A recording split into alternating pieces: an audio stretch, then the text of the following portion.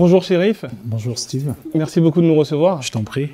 Est-ce que tu peux te présenter pour ceux qui ne te connaissent pas et rapidement parler de ton parcours?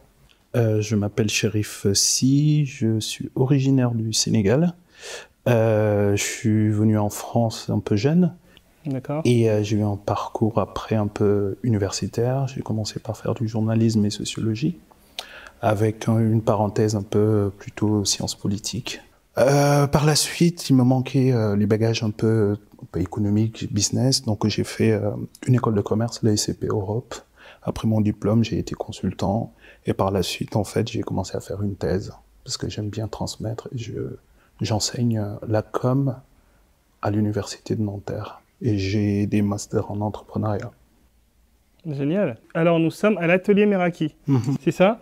Tu m'as pas parlé de l'atelier Meraki. Est-ce que tu peux expliquer le principe de l'atelier Meraki? Avant de parler de l'atelier Meraki, j'ai eu un parcours d'entrepreneur social. D'accord. Moi, j'ai toujours eu dans ma vie à chercher d'avoir un impact social. Et comme je suis d'une génération presque après 2000, pas en naissance, mais en termes de carrière professionnelle, j'ai compris rapidement l'opportunité entrepreneuriale, c'est quoi? L'opportunité entrepreneuriale m'a poussé à comprendre qu'on change de paradigme.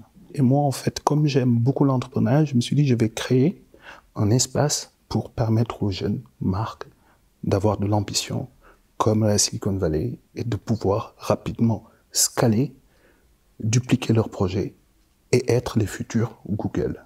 Donc j'organise des événements, je permets à certaines marques de faire venir les gens de l'extérieur, et c'est un incubateur au sens où en fait on accompagne une quarantaine de marques par an, et l'idée c'est de les mélanger ensemble, que les gens puissent se donner les bonnes informations, que tu sois pas isolé, parce que le problème de l'entrepreneuriat c'est que tu es isolé, t'as pas accès à l'info, t'as pas accès à ce qui se passe, quand tu as des problématiques t'as pas quelqu'un qui va t'aider, etc., etc. Et en fait, c'est une socialisation par les pairs et les échanges qui vont créer en fait qu'il y aura toujours, au niveau des usages de ton produit, ça va être beaucoup plus puissant. Ok, donc alors pour résumer, l'avantage de l'atelier Meraki, en plus d'avoir un incubateur avec des personnes d'origines diverses, qui ont des expériences assez diverses et assez complémentaires, c'est aussi la possibilité, dès que le projet a maturation, de pouvoir tester ses produits, de trouver des revendeurs et de pouvoir en fait avoir une diffusion aussi bien en France qu'à l'international et ne pas que s'enfermer dans le digital qui est certes très important avec le site internet, mais aussi voilà, avoir des personnes qui vont toucher, acheter vos produits dans des boutiques, dans des points propres. C'est bien ça. Je vais te recruter en PR. Tu me disais que tu avais dans ton université une personne qui voulait lancer son entreprise. Voilà, tu peux raconter la suite par rapport à Meraki? J'avais des étudiants, c'est de la marque Resin, qui ont créé un concept de lunettes en bois. Et à un moment donné, c'était la fin de l'année, ils m'ont titillé en me disant, bah, écoute, c'est très bien, mais oui, mais on va aller où pour créer notre boîte? On s'est fait un pari, on s'est dit, je me dis, donnez-moi 10 jours et je vais vous trouver un lieu. Donc l'histoire officieuse de Meraki, ça part en fait d'un pari qui m'avait lancé des étudiants. Et en fait, je les ai montrés concrètement que quand tu veux quelque chose, tu peux l'avoir. Et avoir 300 mètres carrés dans l'11e, c'était pas très facile au départ.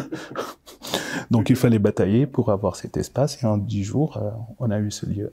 Et donc du coup, Resin, ça marche très bien. Donc là, ils ont ouvert une boutique.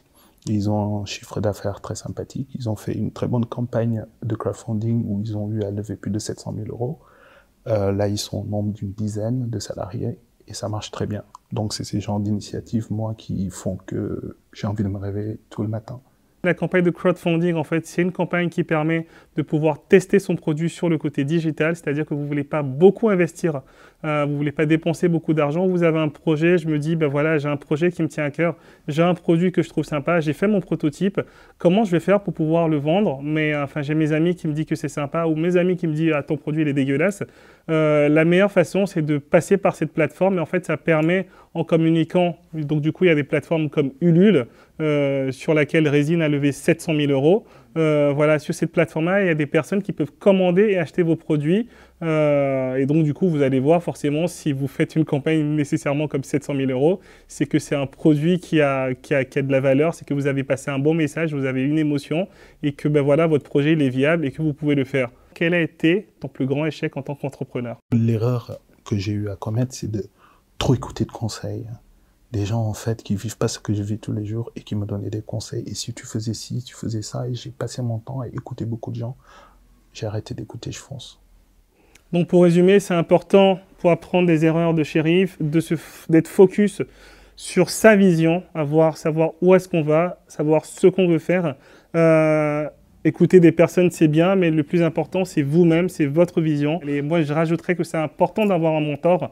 Et en fait, écouter des conseils, moi, je dirais que c'est très bien. Mais voilà, des personnes qui vont vous apporter une vraie valeur ajoutée, qui ont prouvé, qui ont entrepris. Moi-même, j'ai plusieurs mentors. Donc voilà, c'est écouter ces personnes-là pour pouvoir réussir, mais ne pas écouter des gens qui vont faire juste ou des critiques ou vous donner des idées comme ça autour d'un verre ou autre. Si cette vidéo te parle et t'a inspiré, n'hésite pas à appuyer sur le bouton j'aime, à cliquer sur le lien qui va apparaître quelque part. Je t'ai mis 4 vidéos des techniques que j'utilise, celle de Bernard Arnault, Karl Lagerfeld. Je t'offre cette formation gratuite. À tout de suite. Chapeau à toi.